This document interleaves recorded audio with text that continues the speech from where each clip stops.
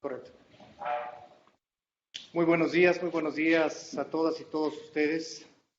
Les agradecemos mucho su presencia para esta conferencia de prensa por un tema muy importante que tiene que ver con la iniciativa de la reforma para el sector eléctrico que fue presentada recientemente por el gobierno federal.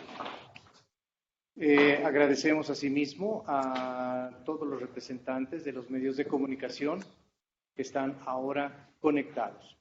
Les recuerdo que en el momento de iniciar ya esta conversación, les pido de favor apagar sus micrófonos para no tener ninguna interferencia y que podamos escuchar perfectamente bien a quienes tienen el uso de la palabra. Por favor, Carlos Salazar tiene en este momento la palabra. Gracias. Muy buenos días a todos, estimados compañeros. Un agradecimiento a todos los representantes de los medios de comunicación que nos acompañan. Como bien decía Óscar, en un tema que es importantísimo para la vida de nuestro país. También agradezco la representación de casi todas las organizaciones empresariales que conforman al Consejo Coordinador Empresarial. Están todas las 12 organizaciones representadas por su presidente o por algún enviado especialista en el tema de energía. Así que le doy la bienvenida a cada uno de ustedes y quedamos todos con micrófono también preparado para las preguntas que nos pueda hacer los representantes de los medios de comunicación. Yo trataré de ir pasando las preguntas como lo hacemos normalmente.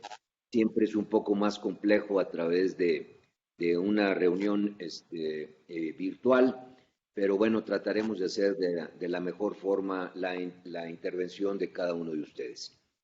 Desde el viernes pasado nosotros sacamos un comunicado de prensa y hemos estado tratando de explicar a través del radio y en casos en la televisión, inclusive la televisión internacional, cuál es el sentido del sector privado en estas iniciativas que se han hecho a la industria eléctrica. Creo que es importante para todos recordar que los cambios en la industria eléctrica en México se han venido formando desde hace muchísimos años. Cada uno de estos cambios le ha dado la participación al sector privado en alguna forma o alguna fórmula, siempre tratando de alinear el interés privado al interés público y tratando de que al final esto se tradujese en una mayor oferta en la generación de electricidad y al mismo tiempo se buscara una mayor eficiencia en la producción de una materia que es importantísima en el desarrollo de cualquier comunidad alrededor del mundo, como es la energía eléctrica. La energía eléctrica mueve a las sociedades y es para todos uno de los insumos más importantes para el progreso y para el bienestar de una comunidad. Así que la última de las reformas importantes a la generación de electricidad, a su distribución y a su transmisión, se dio en el año 2013. Ahí quedó claramente establecido que había 3 grandes apartados y 3 grandes procesos que a mí me interesa que todo el mundo tengamos en mente.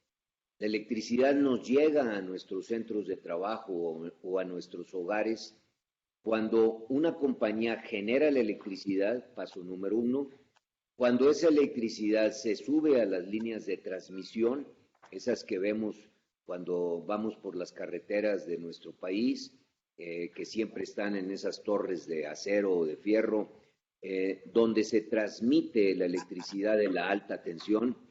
Y por último, tercer paso, cuando esa electricidad se transforma en un voltaje manejable a través de los transformadores y nos llega la electricidad en este tercer paso, que es la distribución, a nuestros hogares o, como ya dije, a nuestros centros de trabajo.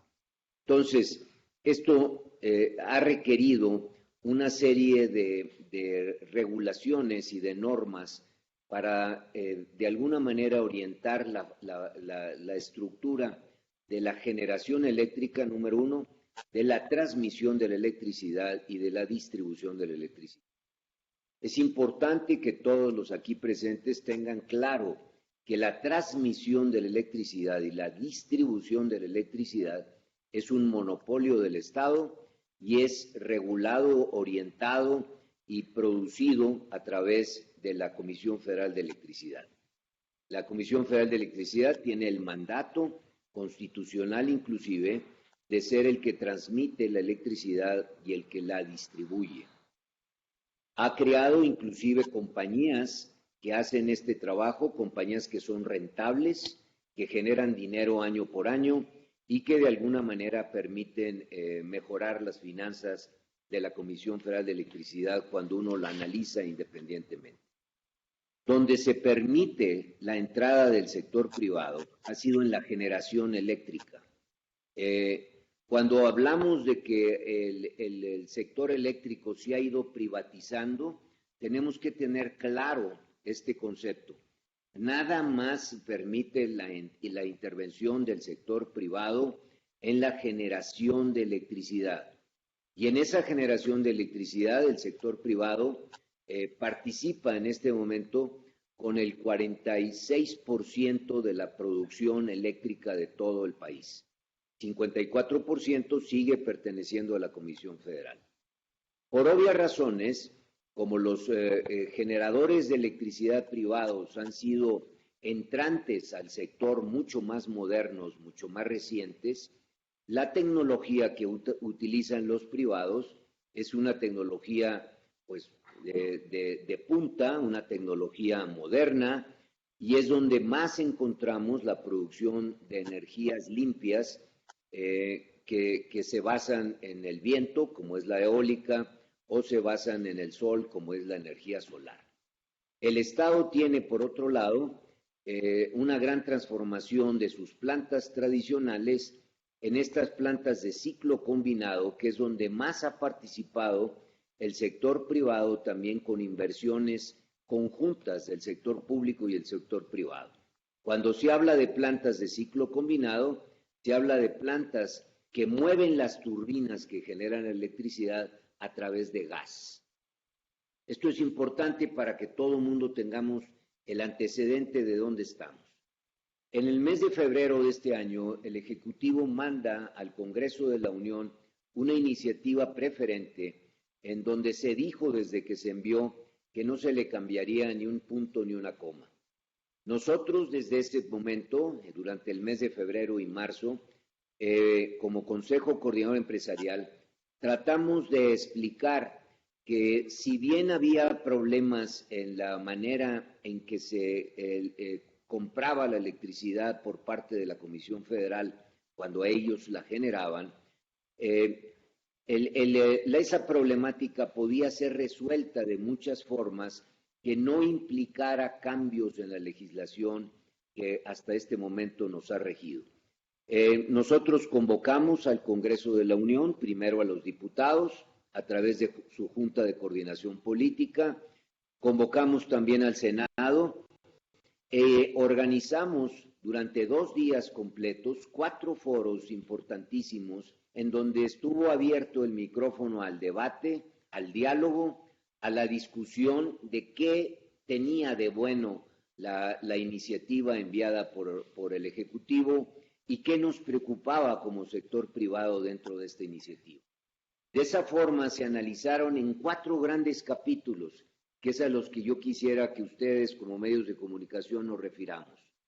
Un capítulo que implica cuáles son los efectos sociales de estos cambios que se quieren hacer en la legislación, un capítulo que analiza los efectos económicos de esta legislación, un tercer capítulo que analiza los efectos ambientales y un cuarto capítulo que analiza los efectos legales y los tratados internacionales que nuestro país tiene firmados.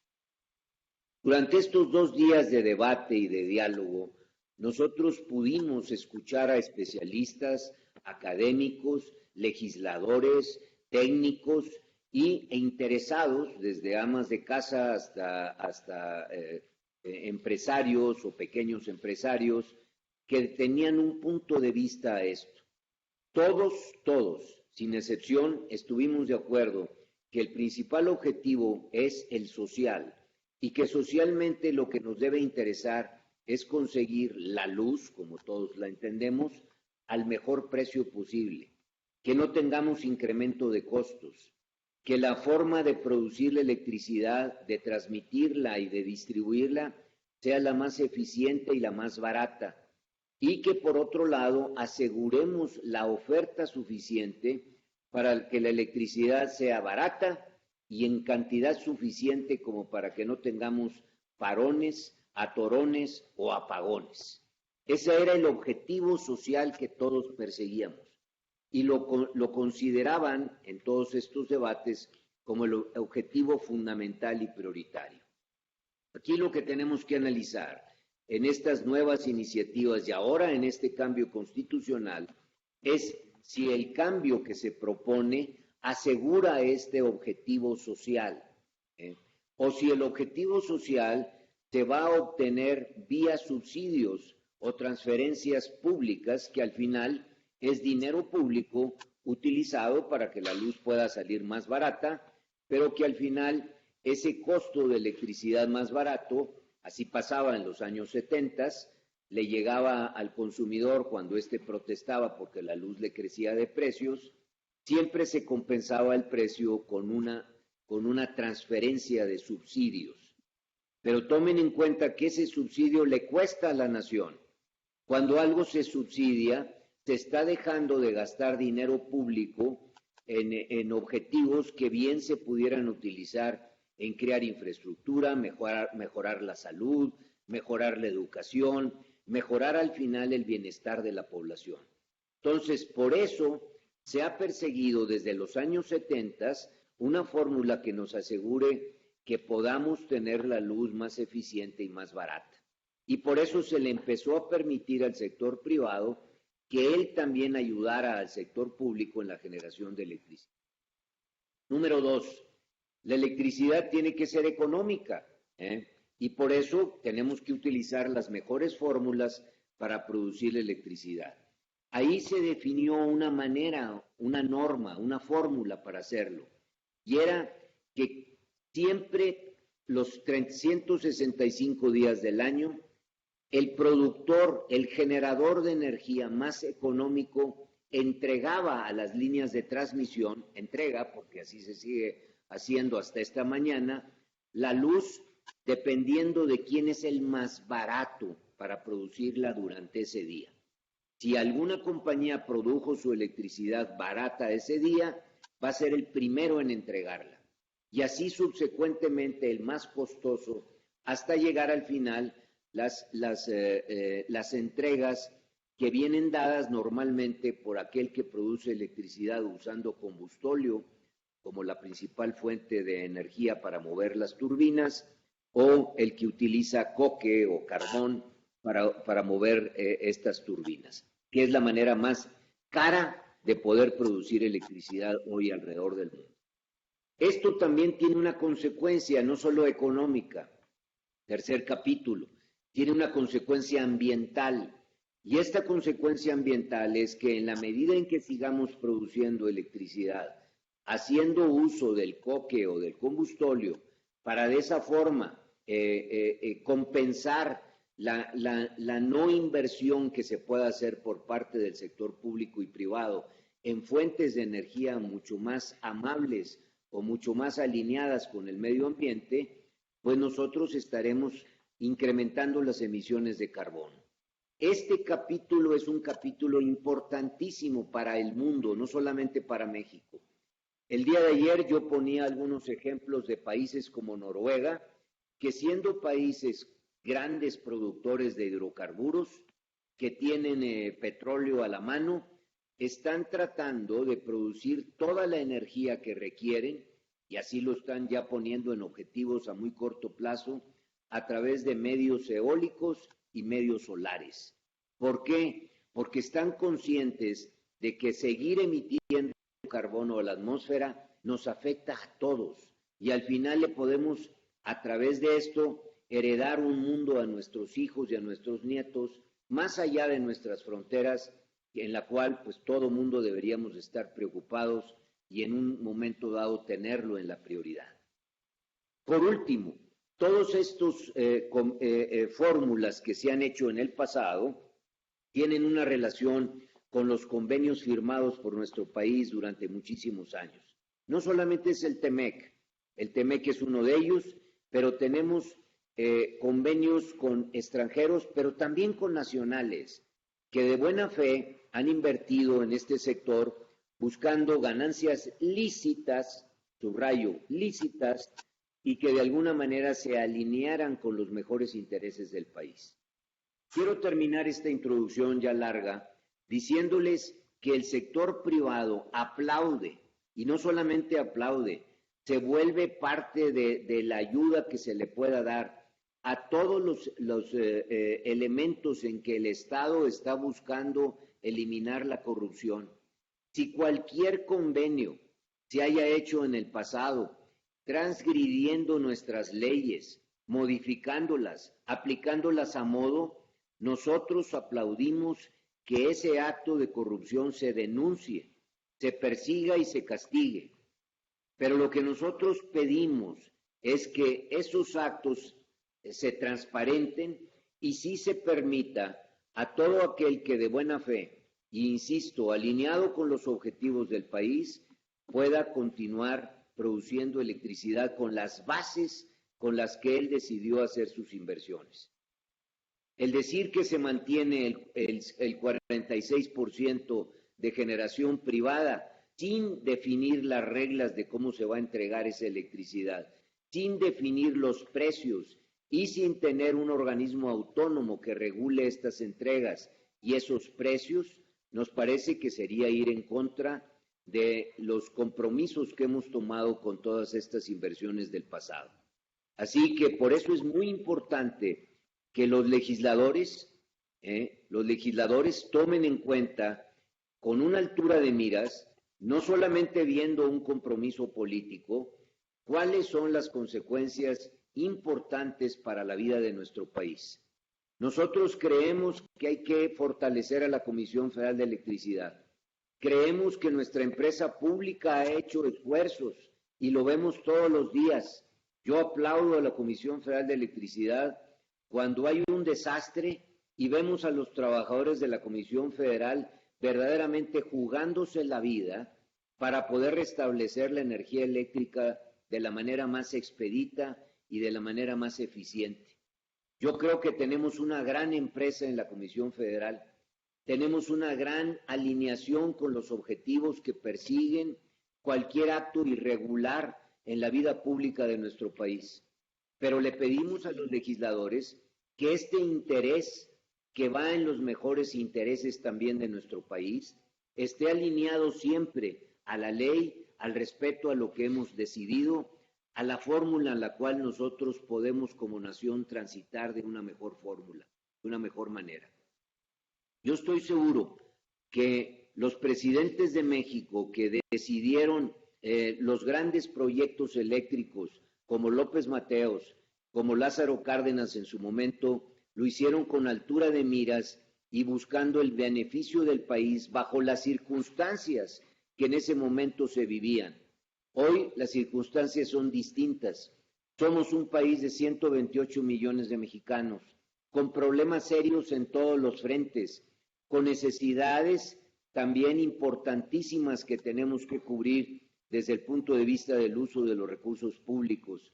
Y perfectamente podemos alinear el interés privado al interés público sin necesidad de hacer un cambio a nuestra regulación y mucho menos a nuestra Constitución. Así que con esto le doy entrada a todas sus preguntas.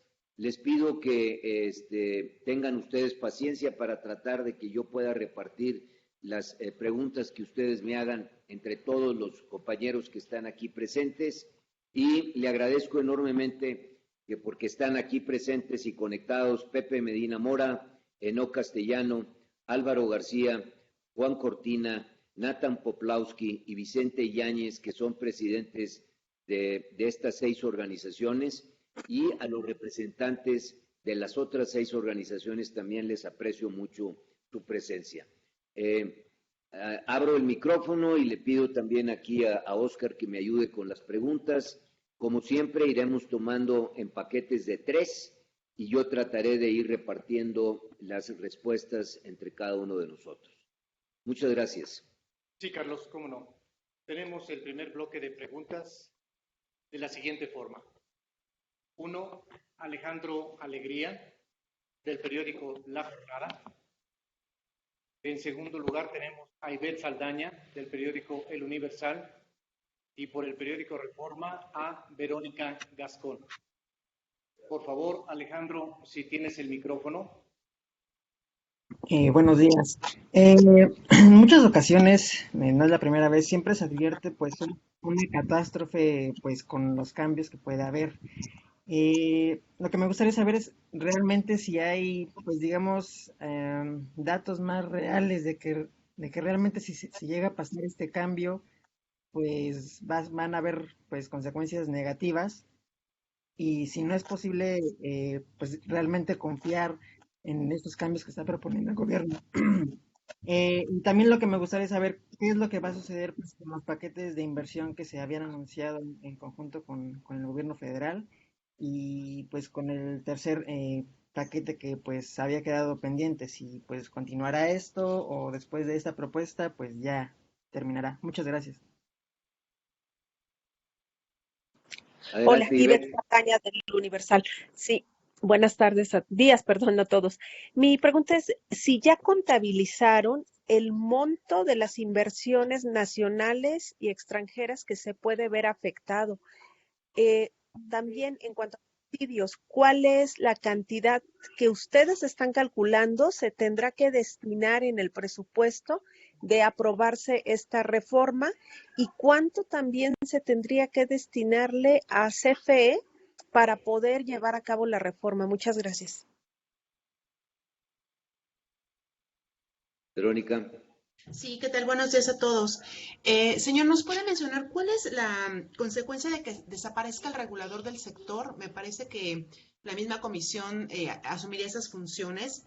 Eh, ¿Qué es lo que viene si se aprueba en sus términos la reforma? Si ustedes están pensando en interponer amparos ante esta legislación. Y por último, don Carlos, si nos puede regalar un comentario sobre esta investigación que denominada Pandora Papers, que pues involucra a empresarios y también a miembros del gobierno. Gracias. Muy bien, déjeme iniciar con las preguntas de cada uno de ustedes y voy también pidiéndole a mis compañeros si quieren agregar algún comentario, lo hagan con todo gusto. Le contesto a Alejandro Alegría. Yo he sido insistente, y ayer lo decía en alguna entrevista, de que al Consejo Coordinador Empresarial no le gusta ni usa los jinetes del apocalipsis para tratar de visualizar las catástrofes de las medidas. No nos parece que ese sea el enfoque. Nosotros seguimos insistiendo que en una sociedad que está regulada por leyes, donde las decisiones se toman de acuerdo a las normativas y a las regulaciones que hacen que la convivencia entre las personas sea adecuada, cambios a las fórmulas en las cuales nosotros hemos tomado decisiones son definitivamente en contra de que tú puedas tener una perspectiva de que las relaciones entre nosotros sean siempre adecuadas. Aquí el primer problema que nosotros señalamos es de que volvemos a no respetar la legalidad en el momento en que tú cambias la legalidad en función de lo que te puede convenir más en un momento dado. Segundo, ¿qué tanto podemos confiar en los cambios? Pues yo creo que es una respuesta que todos como mexicanos sabemos. Si volvemos a los años 70, tú eres muy joven, Alejandro, pero creo que tu padre y tu madre te lo pueden referir o tu familia. Cuando en los años 70 la electricidad nos era cara, se tenía que subsidiar constantemente y había apagones constantes. Yo recuerdo que hubo temporadas en las cuales durante meses teníamos que tener días oscuros porque no había la suficiente generación de electricidad a nivel país. Lo que queremos es evitar eso, y esto se ha evitado porque ese 46% que ha invertido el sector privado le ha permitido al sector público bien orientar sus inversiones o priorizar las mismas. Tercero, le contesto a Ivette Saldaña, no tenemos nosotros montos de inversión, ahorita nuestros compañeros me podrían ayudar en lo que sí se ha invertido. Tenemos aquí el dato de que las inversiones comprometidas ya en el sector eléctrico ascienden a 44,000 millones de dólares. Esa es la cifra que hoy está comprometida en el sector eléctrico. ¿Cuánto serán los subsidios? Pues dependerá mucho de cuál será el costo y de qué estaremos hablando en un momento dado en que los costos se empiecen a elevar. Voy a pedirle también ahorita a mi compañero aquí, Régulo, que nos explique la diferencia que hay entre la electricidad que hoy produce la CFE y la electricidad que producen algunos otros de las fórmulas privadas de generación eléctrica. Sigo contestando. La consecuencia de los reguladores, de la desaparición de los reguladores, nos pregunta Verónica, es muy importante. Los reguladores juegan un papel de ser una fórmula autónoma, ya no lo estaba haciendo, pero era una fórmula autónoma, ese era el espíritu y la vocación de los reguladores, para poder mediar el interés público y privado y evitar cualquier situación irregular que se pudiese dar. Todas estas cosas que se han marcado de irregularidades era responsabilidad de la CRE el poder apuntarlas, especificarlas y tratar de modificarlas. Esa es la responsabilidad de la CRE. Si existen casos irregulares, hay que pedirle cuentas a la CRE de por qué no las denunció y no las persiguió, porque esa era parte importantísima de su responsabilidad. Si las personas se van a amparar, lo han hecho en el pasado, cuando los intereses privados se ven afectados, se buscan los amparos como cualquier persona lo hace. Las organizaciones no nos amparamos, Verónica. Ese no es un rol de la organización. Se amparan los privados que ven afectados sus intereses. Y por último, lo del grupo de las inversiones de Pandora, los Pandora Papers, haremos un comentario al final de eso para no desviar la atención, igualmente que el estatus de los paquetes de inversión, Alejandro Alegría.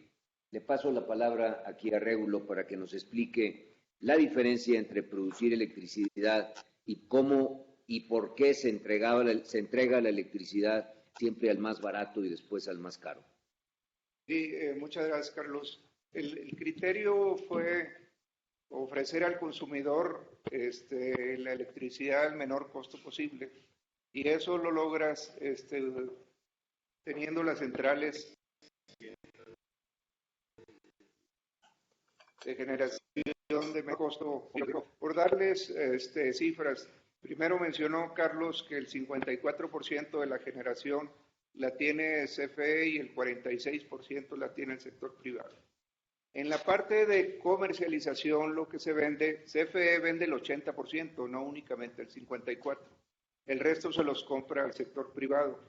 Y ahora, viendo los costos de generación, y estos son con las cifras reportadas por CFE y los productores privados a la Comisión Reguladora de Energía, el promedio del costo de generación del año pasado de CFE fueron 1,403 pesos por megawatt hora.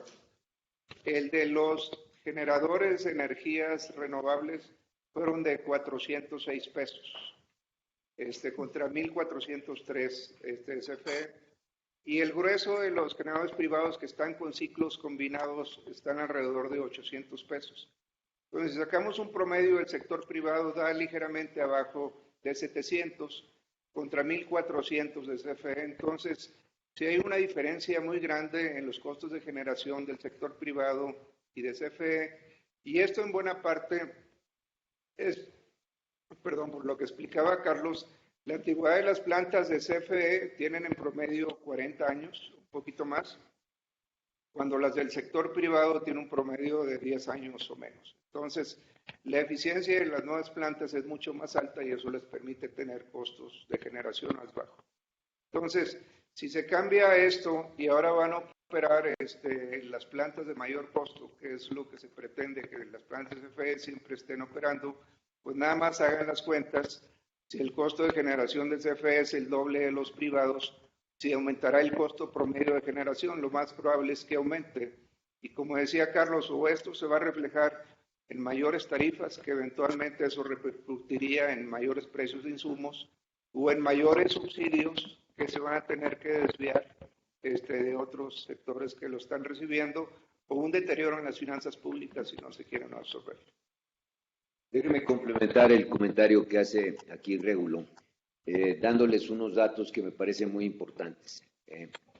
Y espero que ustedes tomen muy bien la información que les queremos compartir. Si la demanda eléctrica del país crece a una tasa media del 3%, que es lo que ha venido creciendo en los últimos años, qué lástima que ha sido tan poco, pero refleja el poco crecimiento que hemos tenido también en el PIB. Pero si crece al 3%, se requieren inversiones anuales por 87,000 millones de pesos. O sea, solamente el crecimiento del 3% de demanda de mayor energía necesita 87,000 millones de pesos de inversión. El presupuesto anual de la Comisión Federal de Electricidad en los últimos años ha sido de 45,000 millones de pesos. 45,000 contra 87,000 que se requiere. Pero tomen en cuenta que esos 45,000 millones también se tienen que invertir en nuevas líneas de transmisión y en nuevas líneas de distribución. Y también les tengo que compartir que en los últimos años se ha tratado de invertir en la generación eléctrica por parte de la Comisión Federal de Electricidad, pero no se ha invertido en la transmisión ni en la distribución, que es donde se tiene el monopolio total del sector público. Entonces, no alcanza para la generación, pero no alcanzaría tampoco ni para la transmisión ni para la distribución. Espero que hayan tomado bien nota de los datos. Seguimos con el segundo paquete de preguntas, Oscar. Sí, cómo no. Siguiente bloque lo iniciamos con Miguel Enzástegui, por favor, del Sol de México. La siguiente sería para Leticia Hernández del periódico El Financiero. Y luego voy a leer las dos preguntas de Jenny Valencia del grupo Fórmula. Por favor, Miguel Enzástegui del Sol de México, tienes tu micrófono. Sí, muchísimas gracias. ¿Qué tal? Muy buenos días. Señor Carlos, preguntarle, ya mencionó usted que la parte esta de los paquetes de inversión lo anuncian al final, pero si puede considerar mi pregunta, justamente qué pasa con estos proyectos, tanto los del segundo paquete como los del tercero que están por anunciar, ¿se cancelarían en caso de que se apruebe la reforma? Y con la propuesta que plantea el Ejecutivo, ¿se estaría mermando la relación que quiere entablar el sector privado con el nuevo secretario de Hacienda, Ramírez de la O, que él mismo dijo que se van a poner en el foco pues las cuentas del sector energético? Y por último, ¿esta reforma prende o no una alerta para la economía, ya que ayer la ABM dice que no, que hasta ahora no hay ninguna alerta o riesgo para las finanzas? ¿Y cuál es la posición del CCE? Muchas gracias. Muy bien, Leticia. Sí, muy buenas tardes, gracias. Tengo dos preguntas. Una es, ¿qué están haciendo como sector privado como mecanismo para tratar de frenar esta iniciativa? Si están ustedes en cabildeo con legisladores, ¿qué respuesta o qué aceptación ustedes encuentran al exponer sus argumentos? Y por otro lado, insistir en el tema del paquete de infraestructura. Y tal vez podría ser un elemento de presión de que el sector privado decida no seguir apoyando esa estrategia del gobierno a cambio de que les están poniendo pues este tipo de políticas. Gracias. Muy bien, Jenny. A ver, aquí está, de Jenny. ¿Cómo impactaría de forma financiera al sector empresarial esa reforma eléctrica? ¿A cuánto ascenderían las pérdidas económicas, cierre de empresas y pérdida de empleos? Y la segunda pregunta sería, ¿cuál es su opinión sobre el interés de que el Reino Unido desee incorporarse al Acuerdo Comercial Transpacífico, el TPP? ¿Será viable? ¿Cuál sería el impacto? Muy bien. Le pido a mis compañeros presidentes también, si alguno quiere intervenir, por favor, levante la mano y él complementa las respuestas que yo estoy dando. No los alcanzo a ver a todos, así que por favor, nada más hagan uso de la palabra. Empezamos contestando voy a dejar, insisto, lo que tenga que ver con el paquete tercero de inversión y el 1 y el 2 para el final. Quiero contestar con mucha claridad nosotros vemos esta situación, ustedes a veces creen que el sector privado busca rompimientos con el sector público. De ninguna manera. Nosotros lo que nos interesa es el país, nos interesa que le vaya bien siempre a México. Anotamos cualquier situación en la cual nuestra opinión, e insisto, nuestra opinión vaya en contra de los intereses de nuestro México. Por eso nosotros levantamos la voz cuando vemos situaciones como esta, en donde se pretende un cambio que nos llevaría a la situación que teníamos en los años 70, que fue modificada por clara ineficiencia e ineficacia. Por eso nosotros estamos intentando orientar y platicar cuál es nuestra opinión en cada cosa. También defendemos el interés genuino de todo aquel que haya invertido en el país, sobre todo los que lo han hecho de buena fe. No es el que nosotros estemos haciendo este tipo de conferencias y de estar hablando del tema porque estemos defendiendo una determinada empresa. Eso no es lo que mueve al Consejo Coordinador Empresarial. Insisto que nos mueve el respeto a la legalidad, la mejor fórmula para orientar el crecimiento de nuestro país y la alineación de intereses que siempre debe de haber entre el sector público y el privado. Nosotros tenemos todo el derecho de dar nuestra opinión, se nos ha dado ese derecho y tenemos también la posibilidad de platicar con todos los legisladores que ellos sí tienen una responsabilidad trascendente. La responsabilidad es pensar no políticamente, sino pensar en el mejor interés de nuestro país. Partidos como el Verde, que claramente iniciativas de esta naturaleza pueden afectar al medio ambiente, pues van a tener que tener sin duda un debate interno para ver si esto le afecta o no a los objetivos y a la vocación de su partido. Todos los demás partidos que han votado constantemente por las modificaciones y la alineación en las reformas a nuestra Constitución para permitir la entrada del sector privado, pues ahora tendrán que ver si defienden sus intereses que tuvieron, su visión que tuvieron en ese momento, o ahora no lo harían. Creo que todo esto va a poner definitivamente en debate y en diálogo. Pero nosotros hacemos un llamado a la sociedad que sea un debate de argumentos, un debate de información, de datos, de ver qué le conviene a nuestro México. Por mucho nosotros no queremos debates que dividan o que pongan los que tenemos razón o los que no la tienen. Seguimos insistiendo en que el sector privado jamás ha sido un sector que quiera ser el único dueño de la verdad. Nosotros exponemos nuestros puntos de vista y creemos que ese diálogo debe de proyectar y de buscar mejores soluciones. Creo que con eso le contesto a Miguel, le contesto a Leticia, ahorita vemos lo de los paquetes, y a Jenny, esta parte del Reino Unido, creo que también lo voy a dejar para el final y veo si alguno de mis compañeros quiere hacer algún comentario. Veo la mano de Pepe Medina Mora. Por favor, Pepe, veo la mano. Primero tú, Pepe, después creo que es Enoch, ¿verdad? Después sigue Enoch. ¿Y alguien más quiere hablar de mis compañeros? Adelante.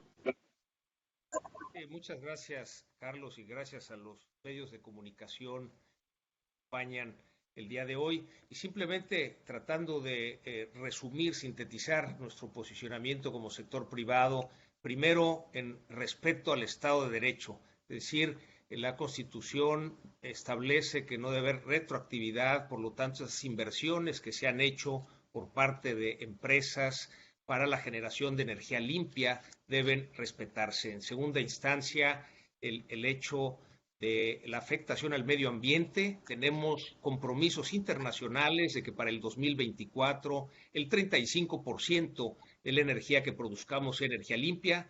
Tenemos que irnos moviendo hacia la generación de energías limpias. En tercer punto, la parte de las finanzas públicas. Desde luego que todos queremos fortalecer a la Comisión Federal de Electricidad, sin embargo nos parece que el camino no es el adecuado. Es decir, a lo largo de la historia se ha comprobado que lo que fortalece a las empresas es la competencia. Si queremos fortalecer a la Comisión Federal de Electricidad, el camino no es quitarle competencia, es ayudarle a ser eficiente, que invierta en generación de energías limpias en lugar de seguir con la producción de energía a partir de los combustibles fósiles. En cuarto punto, el tema de la afectación en la competitividad. Como país requerimos ser competitivos para que haya más inversión extranjera, inversión nacional. Si los costos, como ya escuchamos con toda claridad, el costo al que produce la Comisión Federal de Electricidad implicará que las empresas tengan que pagar un mayor costo por tener esta energía, lo cual nos resta competitividad y esto ahuyentará las inversiones. Y me lleva esto al quinto punto, quizá el más importante, y lo abordabas en la pregunta, Jenny, ¿qué impacto habrá en la pérdida de empleo? Primero, ya había comentado Carlos Salazar con claridad que queremos luz para todos los mexicanos y a un precio accesible. El hecho de que haya inversiones que se vayan del país va a generar pérdida de empleo, va a generar un efecto en los ciudadanos de tener que pagar más cara la electricidad. Esto afecta a sus bolsillos. Que en caso de que se bajaran los precios a partir de un subsidio, pues claro, lo estaríamos pagando entre todos los mexicanos. Con eso completaría el comentario. Castellanos. Sí, muchas gracias. Buenas tardes a todos. Creo que es clave decir que el sector eléctrico nacional se aperturó a la inversión privada para complementar la falta de dinero que tendría que haber erogado el gobierno a través de las empresas paraestatales, ahora productivas del Estado como Comisión Federal, para mantener el surtimiento de la demanda de energía eléctrica que requieren tanto industrias, comercios como residencias o servicios residenciales. Lo que se pretende en la propuesta de reforma es pasar a una reserva de capacidad entre el 15 y el 20%, que dado los factores de servicio que tienen las plantas de Comisión Federal de Electricidad, nos pondría en riesgos reales de apagones. Es decir, necesitaríamos alrededor del 30% de margen de seguridad para que esto se evitara. Y ya hemos visto situaciones en las penínsulas, tanto de Yucatán como de Baja California, en donde se han presentado problemas de este tipo. Por otro lado, la consecuencia de eliminar al regulador, pues es volver a cerrar el mercado. Esa es la intención de esta propuesta, de esta iniciativa de reforma. Pero lo que es más claro es que, dada la obsolescencia y los altos costos de generación de los activos de Comisión Federal, es decir, de las plantas de generación, los que pagaríamos seríamos básicamente aquellos que no están subsidiados.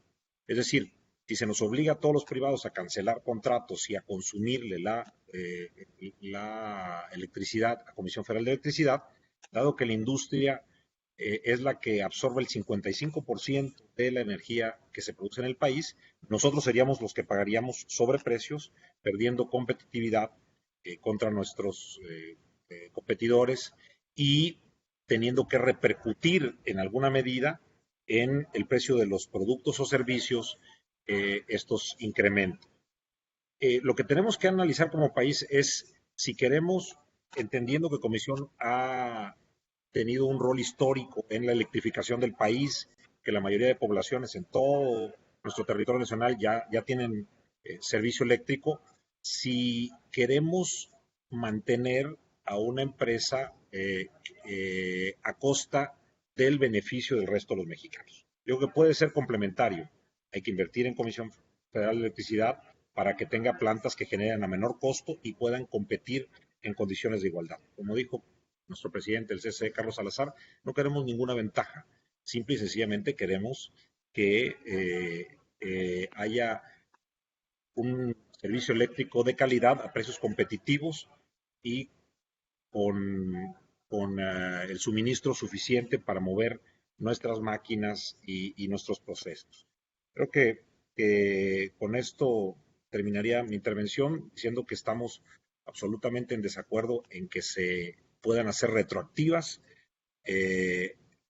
la cancelación de contratos entre privados y que nos obliguen a adquirir energía a precios mayores a los de la mejor tecnología en circulación en el mercado. Muchas gracias. Vicente Yáñez quiere hacer un comentario también. Sí, muchas gracias, Carlos. Pues yo me sumo a todo lo que has dicho tú y a lo que han dicho mis compañeros, y por supuesto que nos preocupa mucho pues toda la parte de Estado de Derecho, certidumbre, inversiones, tratados que estaríamos violando, de libre comercio, TEMEC y demás, todos los temas de medio ambiente, de finanzas públicas, de competitividad, de impacto en pérdida de empleo, pero necesariamente algo que tenemos que ver es que todo incremento en costos se vira a precios. Y lo vamos a pagar los consumidores, eso es algo inevitable. En el caso de las tiendas, pues después del costo de los productos y después del pago de los salarios, pues el tercer insumo es energía. Y nuestro sector han invertido una cantidad importante de dinero para tener energía limpia y para poder bajar esos costos. Y si ahora van a llegar esos costos, necesariamente se van a ir a los precios y lo vamos a acabar pagando los consumidores. Eso es algo inevitable. Gracias, Carlos. Gracias. Le paso la palabra a Nathan Poplawski, que también quiere hacer un comentario. Muchas gracias, Carlos. Saludo a todos los medios de comunicación y a mis compañeros presentes. Respaldando todo lo que dice nuestro presidente, yo únicamente hacer hincapié en el tema de la certeza. No es que pidamos reglas específicas para nosotros, lo que pedimos que sean reglas que sean duraderas y que siempre sean las mismas. No se puede participar en un juego, por hacer un símil, cuando las reglas cambian, y más aún cuando, además de cambiar las reglas, el dueño del balón decide que ya no haya árbitros. Entonces, ¿quién participaría en un juego así? Pero yo quisiera hacer hincapié, bueno, y en el medio ambiente, pues ¿quién de nosotros, quién de todos los que estamos sentados aquí podemos negar los efectos que ha tenido el cambio climático? Si prendemos la televisión en nuestro país, pues son las inundaciones en casi toda la República. Si nos vamos a las noticias internacionales, pues son los incendios en otros países. Entonces el cambio climático ya es innegable, ya no es algo que nosotros podamos tener un punto de vista opuesto a que existe o no existe. Y ahí, pues todos tenemos que poner lo que nos toca. Como dijo muy bien Pepe Medina, existen tratados firmados, tanto el gobierno como la iniciativa privada tenemos un tratado firmado con la ONU, el convenio 2030 para reducción de las emisiones de carbono y cuidado del medio ambiente. Pero yo quiero enfocar al conflicto con nuestro principal socio comercial. Ustedes saben que nuestro principal socio comercial, Estados Unidos, a partir de este nuevo gobierno, ha dictado una política energética enfocada al medio ambiente, y esto traerá incluso castigos en temas arancelarios a las empresas con alta huella de carbón. Esto nosotros consideramos que fue una medida dirigida sobre todo hacia China, porque China saben ustedes que tiene muy poco cuidado en el tema del medio ambiente, y eso es algo que México pudiera o debe aprovechar, el poder sustituir las importaciones que hace Estados Unidos de China con importaciones que se puedan hacer desde México. Pero para ello es necesario conservar la competitividad y sobre todo cuidar mucho este tema de subir la huella de carbón, de tener empresas que cuiden el medio ambiente, y esto la única manera de lograrlo es a través de las energías limpias de las que ya hemos hablado aquí en esta reunión. Yo con eso, Carlos, concluyo mi comentario agradeciéndote la oportunidad. Gracias, Nathan. Le paso la palabra a Álvaro García, que quiere hacer un comentario también. Gracias, Carlos. Buenos días a todos, compañeros de la prensa. Yo solamente quiero hacer una reflexión con ustedes. Creo que estamos saliendo o empezando a salir de una pandemia que ha dañado por demás a cientos de miles de empresas o que las ha cerrado también. Entonces, crear un esquema en el que le suban los insumos a las empresas creo que no es el momento correcto, aunque creemos que filosóficamente nunca lo sería, pero esto sería dañar directamente al empleo de los mexicanos y creemos que eso debe evitarse. Y quisiera hacer otra reflexión, si nos hemos metido un poco a ver el tema de la energía limpia, hemos visto que en países, sobre todo aquellos que comparten el mar Báltico, los países ya no tienen terreno donde poner ventiladores, generadores de electricidad, y entonces los están plantando a la mitad del océano.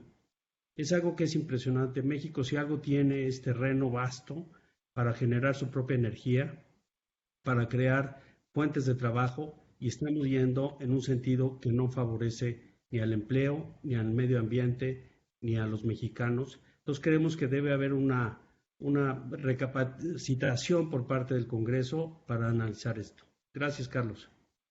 Gracias, Álvaro. Y por último, de los presidentes que pidieron la palabra, le agradezco a Juan Cortina que tome el micrófono. Muchas gracias, Carlos. Saludo a todos los miembros de la prensa que nos acompañan el día de hoy. Difícil agregar algo a todos los comentarios que han hecho nuestros compañeros el día de hoy, pero quisiera enfatizar 3 temas específicos. En el Consejo Nacional Agropecuario inciden más de 2 millones de productores a nivel nacional que han visto sus costos afectados importantemente en los últimos meses. Y el costo de la energía termina siendo un factor muy importante para la competitividad del campo. Ese es un tema que nos preocupa de profundidad. El segundo comentario es el tema del cambio climático. Lo hemos estado viviendo en el sector de manera muy importante. Estuvimos platicando con ustedes recientemente los efectos tan fuertes de la sequía que hubo en el país, y ahora ha habido lluvias en exceso. Esto es una realidad con la que estamos viviendo y creo que como país, como nación, tenemos que ser responsables, al igual que las demás naciones del mundo, y realmente en enfocarnos en energías limpias que ayuden a transitar al planeta en estos tiempos complejos de cambio climático. Y por último, agregar también y enfatizar que el sector agropecuario nacional se ha vuelto un sector exportador, un sector que depende de tratados comerciales con otras regiones y con otros países del mundo, que ponen en peligro esos accesos a mercado cuando empezamos a violar los tratados que tiene México. Ese acceso a mercados es vital para nuestro sector y es un factor de mucha preocupación para nosotros. Muchas gracias. Muy bien, continúo contestando preguntas. Verónica Gascón ha hecho otra pregunta aquí directamente a nosotros, refiriéndose al TEMEC. Aparentemente la autoridad ha dicho que no hay ningún problema con el TEMEC, que no hay ningún efecto sobre los tratados ya firmados. Y aquí nosotros hemos analizado, nuestra comisión legal y de derecho del CCE, que las propuestas resultan violatorias del capítulo de inversión del TEMEC, en particular el artículo 14.6, que habla de un nivel mínimo de trato y que obliga a México a otorgar a los inversionistas de Estados Unidos y Canadá trato acorde con el derecho internacional consuetudinario, que incluye la obligación prevista en el artículo 26 de la Convención de Viena sobre el derecho de los tratados de que las autoridades mexicanas cumplan sus compromisos internacionales. Al final lo que dice es que debe haber un nivel mínimo de trato que tiene que obligar a que el trato que se le da a Estados Unidos y Canadá tenga que ser acorde al derecho internacional. Y hay un artículo 14.8 que habla de la expropiación y compensación, que prohíbe a las partes expropiar directa, y la palabra aquí importante, o indirectamente, las inversiones de inversionistas de Estados Unidos y Canadá. Entonces, estos son los artículos que las mismas compañías que hoy operan en México han estado analizando que les pueden afectar. Tenemos algunos otros datos que nos han pasado nuestros especialistas. Hay uno muy importante que dice que los consumidores se enfrentarían, y creo que eso se basa en el comentario que hacía Régulo, de la diferencia de producir electricidad por parte del privado contra la Comisión Federal, tendrían que pagar, insisto, puede ser a través de un subsidio, pero al final nos cuesta como mexicanos el 10% hasta el 100% de la tarifa que hoy pagan. Del 10 al 100 es la diferencia. No es muy cerrado la respuesta, pero pagarían más, eso es lo que queremos nosotros traducir. De aplicarse la reforma, esto también es muy importante, es de que se vería afectado, porque no sabemos si pasara esta reforma, cómo se va a entregar la electricidad por parte de los que actualmente le entregan del lado privado, y si para ellos sería factible a los costos que la Comisión Federal de Electricidad les quiera comprar. Si esos privados ya no tienen esa factibilidad de entrega, puede verse afectado hasta el 55% de las entregas de energía en cada día. Pero eso dependerá mucho de las reglas que pongan. Creo que son los comentarios más importantes que tenemos por parte de nuestros equipos de especialistas. ¿Alguna pregunta más que se refiera a la reforma eléctrica, sino para pasar a los dos temas que tengo pendientes con ustedes? A ver, por favor. También tenemos a Arturo Solís de Bloomberg, Rosalba Amezcua, por favor, del grupo en concreto. Y bueno, aunque voy a leer la pregunta de Lilia González del Economista y César Méndez de TV Azteca, que a ver, me pasa Arturo Solís primero, ¿verdad? Sí. A ver, dale. A ver, Arturo Solís, Bloomberg, por favor. Buenos días, Arturo Solís de Bloomberg Línea. Mi pregunta es, ustedes como representantes de los grupos empresariales, ¿están trabajando ya en alguna estrategia concreta para contrarrestar la iniciativa del presidente? ¿Y en qué consistiría? Y mi segunda pregunta tiene que ver con los contratos legados. Quisiera preguntarles también, ¿por qué el sector privado no migró de forma masiva este tipo de contratos hacia usuarios calificados y participar en el mercado eléctrico mayorista? Si la ley lo permitía, ¿no? Lo permite, e incluso les da la posibilidad de regresar al viejo modelo en caso de que no fuera atractivo, ¿no? ¿Se debe a que fue insuficiente o hubo desconfianza por parte del sector privado en el mercado eléctrico mayorista? Muchas gracias. Rosalba Amezcua. Sí, ¿qué tal? Muy buenos días, un gusto saludarles a todos. Y bueno, me gustaría saber ¿cómo será el panorama si de aprobarse la legislación como está planteada en este momento, pues se sabe que afectará de manera negativa la ejecución de contratos ya firmados por empresas inversionistas con el Estado mexicano?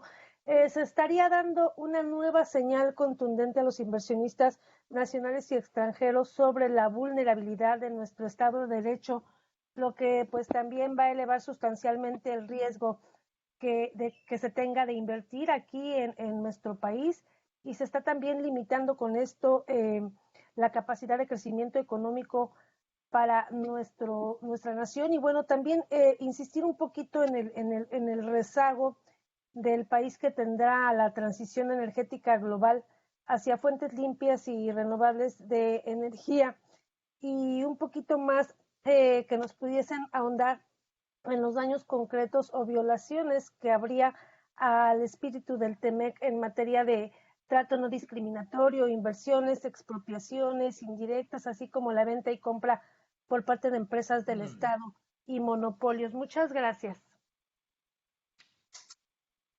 Había otro más, ¿verdad? Sí, de Lilia González. Voy a leer su pregunta, aunque ya, Lilia González, del Economista, voy a leer su pregunta, aunque la verdad yo creo que ya fue contestada, en el sentido de que se afirma que si se aprueba la reforma no habrá problemas con Estados Unidos en el marco del TEMEC y qué consecuencias se observan aquí en el CCE. También César Méndez de TV Azteca pues va un poco dirigida a la misma pregunta que ya creo que ya tuvo respuesta. ¿Qué tipo de demandas podría sufrir México en el marco del acuerdo comercial del TEMEC? Ya leyó algunos artículos y algunas consecuencias que pudiera tener esta situación hace un momento. Pues nada más son esas preguntas. Muy bien, nada más recordarles a los tres compañeros que nos hacen la pregunta del TEMEC. Me refería al artículo 14.6, que habla del nivel mínimo de trato, y el artículo 14.8, que habla de expropiaciones y compensaciones. Entonces, con eso contesto las preguntas relativas al TEMEC. Quizá yo quisiera agregar algo más adicional del TEMEC. Esos son para las inversiones existentes. Pero el TEMEC, igual que el TPP, tiene unas que le llaman cláusula cremallera. Y aquellos sectores que tienes abierto a la inversión, luego no los puedes cerrar. Entonces, el sector eléctrico está abierto a la inversión en el TPP y en el TEMEC. Y entonces esos no los puedes cerrar. La única manera de cerrarlos es compensar a la contraparte, que en esta parte sería Estados Unidos y Canadá, abriendo otros sectores o compensarlo por medio de aranceles, etcétera. Entonces, tienes la protección de las inversiones existentes, que son las mencionaste, pero cualquier nuevo inversionista, el TEMEC le permite entrar a sectores porque al gobierno ya no los pudiera cerrar. Y bien, Rosario Amezcua pregunta de los contratos ya firmados. Pues ese es nuestro argumento, que no se puede aplicar una ley en retroactiva y que los contratos se firmaron en función de una cierta regulación y una cierta normativa. Cambiarlos o cancelarlos, como propone la iniciativa de cambio constitucional, pues evidentemente va a acabar siendo una discusión en el Poder Judicial. Le recuerdo también, porque creo que todos ustedes lo vieron y lo vivieron, que la ley que se discutió en el mes de febrero, todos los artículos de esa ley fueron detenidos en el Poder Judicial, de tal manera que lo que se está haciendo hoy es la misma ley que se pretendió hacer en febrero, pero ahora elevándolo a la categoría de una modificación constitucional, afectando los artículos, como saben, 25, 27 constitucionales. Entonces, creemos nosotros que de poder transitar en el Congreso, pues definitivamente volverá a estar de alguna manera discutida y probablemente detenida en el Poder Judicial. Preguntan de la transición energética y bueno, pues sí, esto cancela la transición energética de México. Había todo un programa para la transición energética del país y cómo íbamos a ir reduciendo nuestras emisiones de carbono. Yo hice referencia a la importancia que esto tiene y esto pues definitivamente cancela esa transición energética. Le pido también aquí a Reulo que me ayude a contestar la pregunta sobre por qué los contratos legados no transitaron hacia la parte mayorista. Sí, explicando, los contratos legados son los que surgen de la reforma del 92, estos son previos a la reforma eléctrica de 2013. Y eso es lo que permitía es que los consumidores podían poner su propia generación para autoconsumir esa energía. Entonces, La mayor parte o todos esos contratos legados son para autoconsumo. Entonces, alguien que va a consumir esa energía, pues no tiene el interés del mercado. O sea, la central la construyó para él mismo consumir la electricidad. Entonces, no hay ahí el interés. Lo único que pudiera hacer es, en el caso de los excedentes que se generaran, venderlos al mercado. La mayor parte no estuvieron interesados en esto porque básicamente lo quieren para autoconsumo. Esa es la respuesta. Y bueno, imagínense ustedes el efecto que tiene sobre todas esas empresas de autoconsumo. Se ha usado el ejemplo de las compañías de autoabastecimiento. Vuelvo a insistir, si hay casos de compañías de autoabastecimiento que están fuera de la legalidad, lo que nosotros decimos es arreglemos esas, pero no afectemos a todas aquellas que de buena fe han invertido tratando, como ya se explicó también por mis compañeros, de obtener menores costos y por lo tanto mejores precios de los productos que ellos producen y ofertan en el mercado mexicano y en la exportación. Dejé para el último las preguntas relacionadas con los paquetes de inversión, pero primero paso a responder esta del interés de Inglaterra, de Gran Bretaña, de pertenecer a los tratados de México y Estados Unidos y Canadá. Y lo único que hago es responder con la respuesta que dio el embajador inglés, diciendo que el interés de Inglaterra es y seguirá siendo los tratados bilaterales con Estados Unidos y Canadá. Como ustedes saben, este ha sido el interés de Inglaterra, firmar un tratado solo con Estados Unidos, independiente, y tener un trato con Canadá. Así que no lo vemos nosotros como prioridad por parte de que quieran intervenir en México. Por otro lado, la parte de los paquetes de inversión. El tercer paquete de inversión está listo, fue discutido con la unidad de inversión de la Secretaría de Hacienda, con los nuevos funcionarios que están a cargo, fue discutido ya con el secretario de Hacienda, el secretario de Hacienda hizo todos sus comentarios. Yo no creo que esto sea detenido o que se vaya a detener. Alguno de ustedes implicó en su comentario que esta sería una reacción del sector privado. Son iniciativas de inversión que benefician a México, muchas de ellas relacionadas con el sector de comunicaciones y transportes, que buena falta nos hacen a todos los mexicanos. El tercer paquete está listo y estamos esperando que se nos dé una fecha para el anuncio. Entonces ya está en manos total y absolutamente de la autoridad. Nosotros ya completamos el análisis de todos ellos, alineamos los intereses públicos y privados de cada una de esas inversiones. Y también les informo que nuestra intención es que cuando informemos el tercer paquete, también se informará el estatus de todos los proyectos que se anunciaron en el primero y en el segundo paquete, que hay un avance ya importante en cuanto al inicio de todos esos proyectos anunciados en el primero y el segundo paquete. A nosotros nos interesa mucho que esto se haga porque es importante que la opinión pública conozca que en México no solamente se están haciendo 4 inversiones, se están haciendo muchísimas inversiones en todo el país y en muchas de ellas participa activamente el sector privado y es importante que esto se conozca por todos por toda la opinión pública. Así que tendremos oportunidad de comentarlo. Los proyectos que se han detenido del primero y segundo paquete, todos, absolutamente todos, no son falta de interés del sector privado o de recursos del sector privado. Los que se han detenido son por decisiones de regulación o de reglamentación de comunidades indígenas, de permisos de paso, de regulaciones de las diferentes instancias públicas, de la Secretaría de Desarrollo Urbano.